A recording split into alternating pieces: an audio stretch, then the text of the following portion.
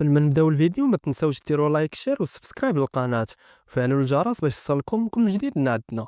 واللي باقي ما تفرجش في الاجزاء القديمه من ثاني يمشي يشوفهم في القناة. رابط الاجزاء القديمه غادي تلقاوه في اول تعليق وكذلك في الوصف. وثقوا بيا الا ما سمعتوش الاجزاء القديمه ما غاديش تفهموا حتى شي حاجه من اللي غتشوفوا اليوم. طبعا اخر حاجه شفناها في الملخص اللي فات كان جيم اللي كان باقي كيحفر في المزرعه ديال القرعه. فعلا كيهبط تحت الحفره وكيكتشف الاعشاب المتسلقه. وكنشوفوا جيم هو مازال كيمشي في هذا الانفاق وكيشوف الجذور اللزجه اللي دايره به من كل جهه، ولكن في لحظه كيبدا يسمع اصوات جايه من كل بلاصه وكيلقى حتى مواد كترش عليه من هذه الجذور، وهذا الشيء كيدوخو بزاف حتى كيغيب. وكنشوفوا حتى ان الجذور سدات الحفره اللي كان جاي منزل منها وما عارفينش دابا شنو غادي يوقع عليه. نخليو جيم شويه ونمشيو لدار وال وكنشوفوا فيها ام وال وهي كتجمع التصاور اللي رسم ولدها الوحش باش توصل لشي حاجه. في نفس الوقت كتكون كتحاول تتصل بجيم ولكن طبعا ما غيجاوبش. في هذا الوقت كنشوفوا ويل جالس مع مايك وكيقول ليه ويل بانه كيحس بكل حاجه كيحس بها هذا الوحش، وحتى انه كيشوف من خلال كل حاجه كيشوفها. ويل كان خايف بزاف لذاك الوحش يأذيه، ولكن مايك كيبقى يهديه وكيقول ليه اكيد غادي نلقاو حل. المهم كنكتشفوا ان ويل عنده القدره يحس ويشوف اي حاجه كيشوفها ويحس بها الوحش. خاصكم تبقاو عاقلين على هذه اللقطه مزيان حيت غادي نحتاجوها من بعد. المهم نانسي وجوناثان كيبانوا لينا جالسين في اوتيل بعيد على المدينه حتى يعرفوا اش يديروا. من بعد كيمشيو بجوج باش يتلاقاو بالمحقق موراي كيقول لهم باللي درس القضيه ديال بارب مزيان وباقي غير شي حوايج بسيطه وغادي يعرف شنو وقع ليه وفين وصلت على الاقل. ولكن نانسي ملي كطالع على التحقيق ديالو كتقول لي باللي كاين بزاف ديال الحوايج ما مقادينش، بحال الترتيب الزمني للاحداث اللي ما جاش مرتب، وكذلك فكره المؤامره الروسيه حيت هي كانت ضحيه افعال المختبر. هنا موراي كيبدا يركز مع كلامهم حيت كيحس انهم عارفين شويه ديال الحوايج اللي ما كانش عارفهم، وفعلا كيسمع لهم وكيخليه يسمع التسجيل ديال الدكتور ديال المختبر. من هنا كيعرف كل شيء وكيقرر انه غادي يعاونهم وغادي يبداو القضيه من جديد. ولكن الموضوع محتاج شويه ديال الصبر باش المختبر ما يفلتش هاد المره، وعلى الاقل يكونوا جامعين كاع الادله اللي تقدر تغرقوا. من بعد كيبداو يجمعوا كلشي في الملفات وكيصيفطوهم من جميع المجلات باش يفتحوا هذاك المختبر وترجع القضيه تحل من جديد. وطبعا نساوش يحطوا التسجيلات اللي عندهم، وهذه كتكون اول خطوه باش تحل القضيه من اول وجديد. اجي نوقفوا هنا شويه ونرجعوا لداستن ودارت. وإلا باقي عاقلين اخر مره شفنا فيها دارت كان ملي كلا الموش ديال داستن. هنا داستن فهم ان دارت ولا خطير وخاصو يدير الحل، وكذب على مو وقال لها ان الموش ديالهم لقاوه في بلاصه بعيده، وفعلا خرجات مو تقلب عليه. موراها ديريكت داستن لبس لبسه تحميه ودار خطه لدار تحط ليه الماكله باش يستدرجو يخرج من الدار، وفعلا قدر يخرجو لبرا وفي الوقت المناسب هجم عليه وحبسوه باش يشوف اش غادي يدير معاه من بعد. بطبيعة الحال كنا باغيين نعرفوا شنو وقع لإل. إلا سيادنا مشات العنوان ديال ماتيري واللي لقاتو في الملفات، ولكن الفرحة ما كملاتش، لقات مها باقا حية ما ماتتش، ولكن لقاتها تقريبا ما كدويش وما كتعطي حتى رد فعل ملي قالت لها إل باللي هي بنتها جاين. إل بقات فيها بزاف وهضرت مع خت تيري اللي هي خالتها. الخالة بقات كتسول إل ولكن إل ماشي في هاد العالم، باغا غير تعرف واش الحالة ديال ماماها غادي تحسن ولا لا. هنا تصدمات ملي عرفات ان الدكاترة قالوا انها ما غاديش تحسن. إيل قررت تعيش معاهم، ولكن هي كدور في الدار وقعت واحد الحاجه في شكل الضوء بداو يشعلوا ويطفاو. الخاله فكرت ان المشكل غير في الضوء، لكن إيل فهمات ان ما هي اللي كدير هادشي. قربات ليها ولقات باللي الدم نازل من نيفها، وهنا كنكتشفوا ان مها عندها نفس القدرات ديال إيل. إيل فهمات ان مها كتحاول تهضر معاها وفعلا بدات كتواصل معاها بطريقتها. هنا كتعرف إيل اش وقع لتيري ملي كانت كتولدها الدكتور اللي ولدها هو الدكتور بيرنر. وكذب عليها وقال لها ان البنت ولدت ميته، ولكن تيري ما تيقاتش، خدات فردي ومشات للمختبر باش ترجع بنتها. وفعلا شافتها، لكن قبل ما دير اي حاجه جاو رجال بيرنر وخداو تيري عذبوها بالكهرباء بفولتات عاليه بزاف، ومن داك النهار ما بقات قادره تهضر ولا تحرك ولات حالتها هكا. وخداو ال باش يديروا عليها تجارب ديالهم. النهار اللي موراه هو اللي كيفيق من الناس مخلوع بزاف، وكنعرفوا انه فاق هكا حيت شاف جيم وشنو وقع ليه. ما نساوش انه كيقدر يشوف اي حاجه كيشوفها الوحش. ديريكت مشى قال لمو علمها ان جيم في خطر وممكن يموت في اي لحظه. في نفس الوقت كنشوفوا جيم اخيرا فاق، واول ما فاق لبس ماسك على وجهه باش ما يتاذاش من الحوايج اللي كترش عليه. موراها كيمشي حتى كيوصل لواحد البلاصه كيتقسم فيها النفق على جوج، كيختار واحد وكيكمل فيه. هنا جيم كيخدم دماغه كيبدا يعلم الطريق بالكارو باش يعرف الطريق وما يضيعش. وقبل ما نقول لك شنو دار جيم خاصني نقول لك ان بوب خطيب وائل جا للدار وعاونهم يفكوا شفرات الرسومات وقدر يحدد المكان ديال جيم. ولكن المشكل هو انه كيكتشف ان الرسومات كيشكلوا خريطه ديال المدينه كامله، يعني النبته ممتده في المدينه كلها. في هذا الوقت جيم مازال كيقلب على طريقه يخرج بها، وبالصدفة كيكتشف أن النباتات كتخاف من العافية، فكيستعملها باش يشق الطريق للهروب، ولكن كيفشل وكيعيا وكيجلس يرتاح شوية والوحش ما كيعياش، كيهجم على جيم وكيقدر يسيطر عليه. جيم ما نفاكش وكيبقى يدابز معاه ويغوت. من بعد كتوصل متوال وويل ومايك وبوب للبلاصة اللي فيها جيم، وكتهبط متوال وبوب يعتقوا جيم في آخر لحظة. وفي نفس الوقت كيوصلوا الناس للمختبر باش يحرقوا النباتات، ولكن حاجة غريبة كتوقع. كل ما تحرقوا النباتات ويل كيتعذب بزاف، ويبدا كيترعد وحتى حد ما فهم شنو واقع.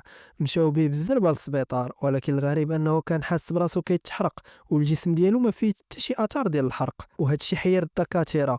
ويل دابا كيتعالج في المختبر حيت هما فاهمين حالته اكثر. دقوا ليه البرا ونعس، امو طلبات منهم يديو للسبيطار عادي ولكن رفضوا. وهنا فهمات ان المختبر باغي يخليه تحت المراقبه. نخليه ويل شويه ونرجعوا لداستن. داستن حاول يتصل بصحابه باش يعاونوه يقتل دارت، ولكن ما قدرش، فمشى لستيف وخداه معاه.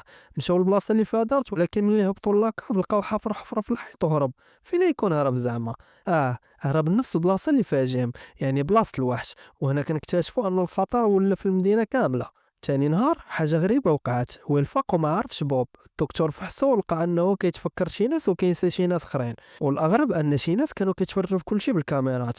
جيم سول ويل واش عاقل شنو وقع، قال لي بلي الجنود اداوه. الدكتور شرح لهم ان ويل في فيروس مرتبط بالوحش. فجاه ويل كيقول لهم بانه عرف كيفاش يقتل الوحش، ووراهم واحد البلاصه الوحش ما كيبغيش يشوفها، وقرروا يمشيو ليها. في نفس الوقت في الجهه الاخرى نانسي وجوناثان رجعوا للدار ولقاو شريط تصوير مليح في الارض، وفهموا ان شي حد اقتحم الدار.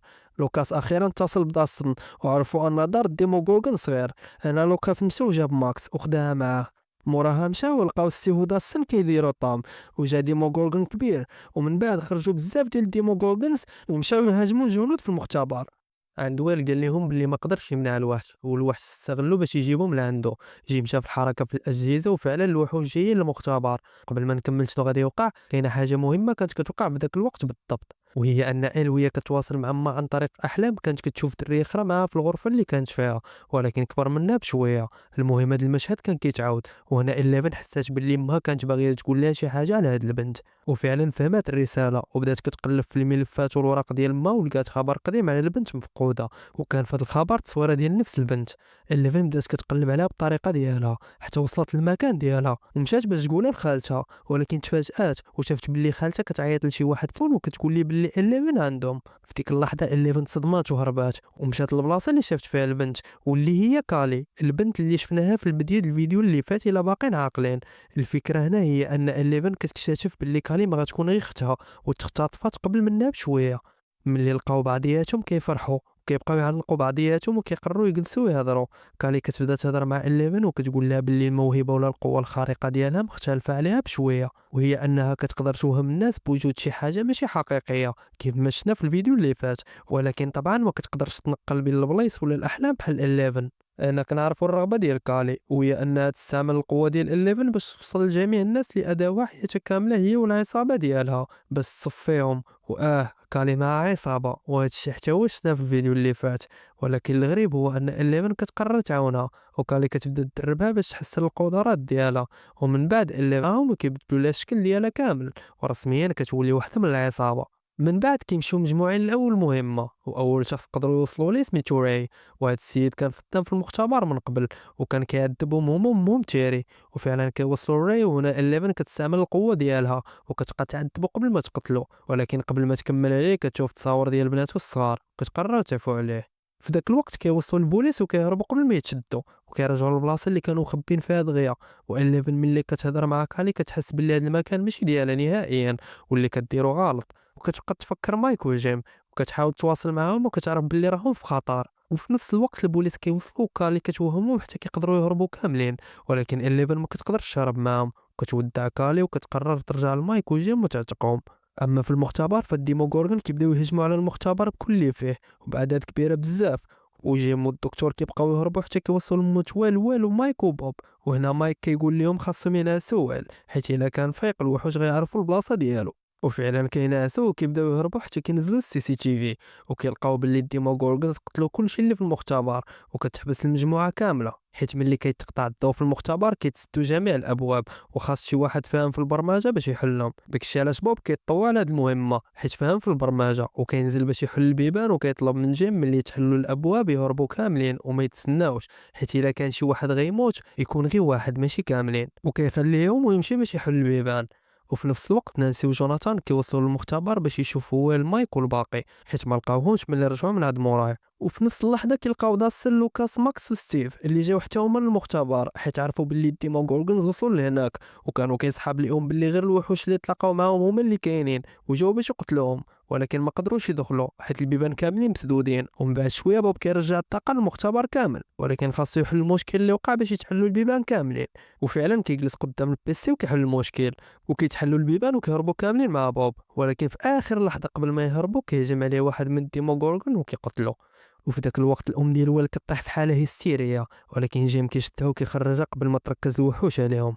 كيخرجوا برا وكيجي جوناثان وكيطلعوا كاملين في الطوموبيل وكيهربوا من المختبر، واللي بقى فيه الجثه والديموغورغونز والدكتور حتى هو، حيت ما بغاش يخرج من المختبر.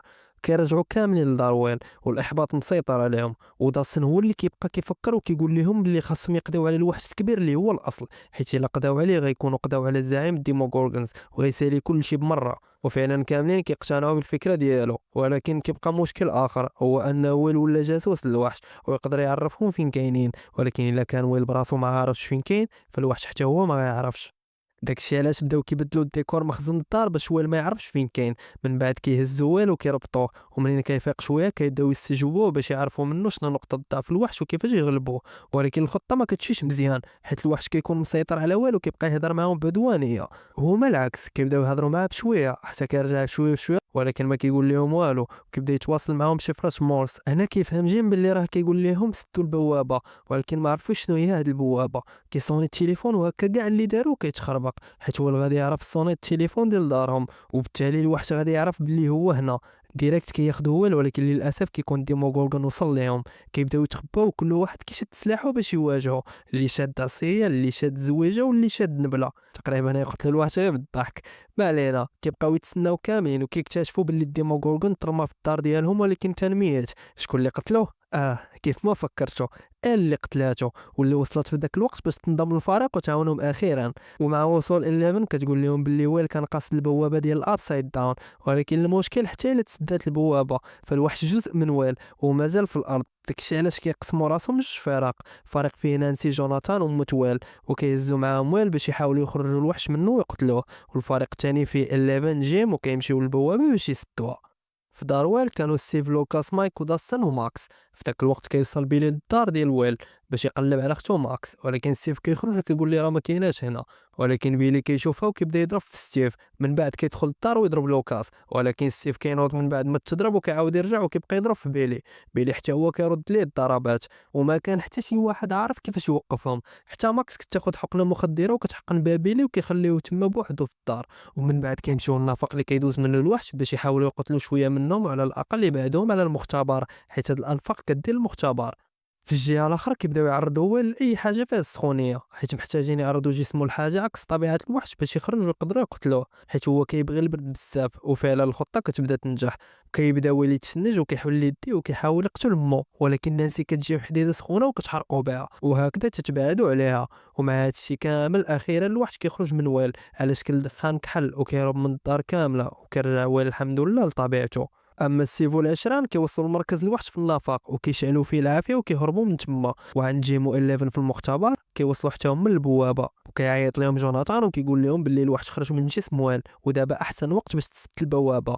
وفعلا كتبدا 11 تحاول تسدها، والوحش كيكون قوي بزاف وكيحاول يهاجمها، وحتى وحوش ديموغورغون كاينين في البلاصه وكيحاولوا يهجموا عليها، ولكن جيم كيبقى يقتل فيهم حتى كتقدر تسد البوابه. من بعد كنشوفوا الديموغورغونز ميتين في كل بلاصه، والاوضاع كتبدا تستقر اخيرا. دا الشهر من بعد هادشي كامل وكنشوفوا المختبر تسد وتحول لمنطقه محصوره. قضيه موراي هي اللي فتحت كلشي وبينات الحقيقه ديال المختبر، وكنشوفوا حتى الجنازه ديال بارب والديها اخيرا عرفوا الحقيقه وعرفوا باللي ماتت. طبعا كانوا متاثرين. في جهة الأخرى كنشوفو جيم غادي للريستو كيتلاقى الدكتور اللي كنعاونو، حيت منين دخل جيم المختبر مع إليفين لقاه مضروب وداواه باش يرد ليه الجميل. عطاه وثيقة كتثبت باللي جين أو إليفين هي بنته باش يقدر يربيها بهدوء وبعيد على مشاكل الحكومة، وكيأكد عليه باللي خاصو يخبيها مدة باش ما تكونش في خطر. ولكن جيم ما كيسمعش ليه وكيهز الحفلة اللي كانت ديك الليلة في المدرسة باش تكون مع مايك، وفعلا الكل كيكون في الحفلة. مايك وين لوكاس هو اللي كيعترف بحبه لماكس، والحياة كتبان هادئة وزوينة، ولكن واضح باللي هاد الهدوء قصير، حيت في النهاية كنشوفو باللي الابسايد داون مازال كاين وشي حاجة كتوقع فيه وما عارفينش شنو هي. وإلا بغيتي تعرف تسنى ملخص الموسم الجاي. وانا سيادنا كيسالي الموسم الثاني من مسلسل سترينجر ثينكس، وإلا بغينا بطبيعة الحال نعرفو شنو غادي يوقع من بعد تسناو ملخص الموسم الثالث في الفيديو الجاي. واللي جديد معنا ما ينساش يدير ابوني. تهلاو.